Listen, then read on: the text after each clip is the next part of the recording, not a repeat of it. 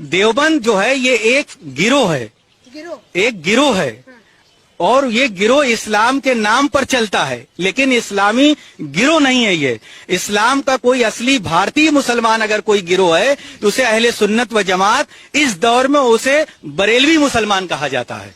बरेलवी मुसलमान, हाँ, यही असली मुसलमान है भारत के। बरेलवी मुसलमान असली मुसलमान है। और ये जो देवबंदी मुसलमान है, ये जो जितने भी गुट में ये मुसलमान नहीं है।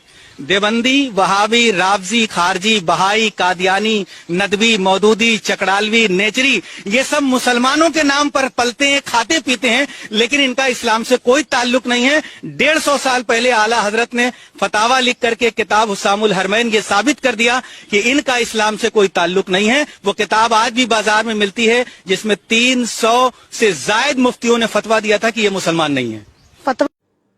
तो ये लोग हमारे एजेंट बनेंगे। कैसे बनेंगे? सिंपल सी बात है, 4-5 करोड़ रुपए का बजट है। एक मौलवी को बोला कि भाई देखो, तुम्हारी तनख्वाह की, इनको ये 5,000 रुपए मिलते हैं, ज्यादा पैसे मिलते नहीं है। उनसे बोलना, देखो मौलवी साहब, SUV आपको देंगे, एप्पल का मोबाइल फोन आपके पास होगा, मकान आपको देंगे, ठीक है, सोशल मीडिया टीम आपकी बैठेगी दुबई में, राइट, और हर महीने आपको 2 लाख रुपए फिक्स आपके दुबई से आते रहेंगे आपके पास, या मॉरिशस से, केमन आइलैंड से, कहीं से 2-2 लाख रुपए हर महीने आपके पास तनख्वाह आपकी आती रहेगी। और आपकी हर चीज का, आपके परिवार का, खानदान का, सब कुछ, we will take care of everything. आप बरेलवी हैं, आपका काम है हर हफ्ते एक वीडियो निकालना जिसमें आप देवबंदियों को गाली देंगे। देवबंदियों को गाली कैसे? इस तरीके से कि आप बोलेंगे वो गैर इस्लामी है। आपका यही काम है। ऐसे आप 15-20 मौलवी एक साथ आप बरेलवी इकट्ठा करिए, पाकिस्तान के अलग अलग जगह।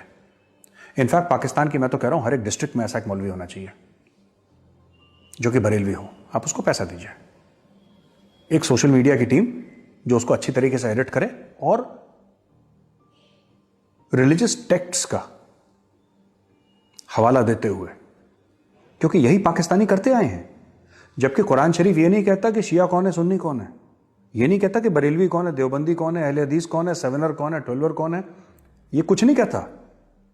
वो तो कहता है कि तुम मोमिन हो। लेकिन उसमें गंद किसने डाली? मौलवियों ने डाली ना गंद उसमें। आम मुसलमानों ने तो नहीं डाली, मौलवियों ने गंद डाली। पाकिस्तानी मौलवियों ने जो गंद डाली है अपनी खुद की रिलीजियस टीचिंग्स में, हम तो यही कह रहे हैं कि उसका और फायदा उठाओ।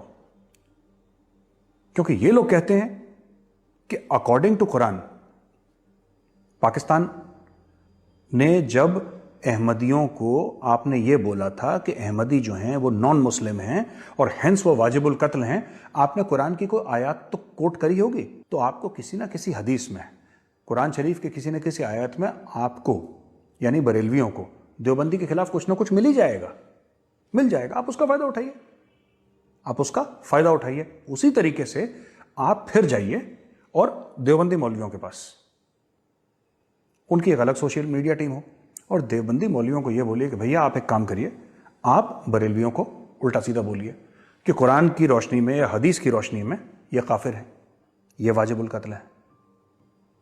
6 महीने के अंदर पाकिस्तान में अर्थक्वेक आ जाएगा।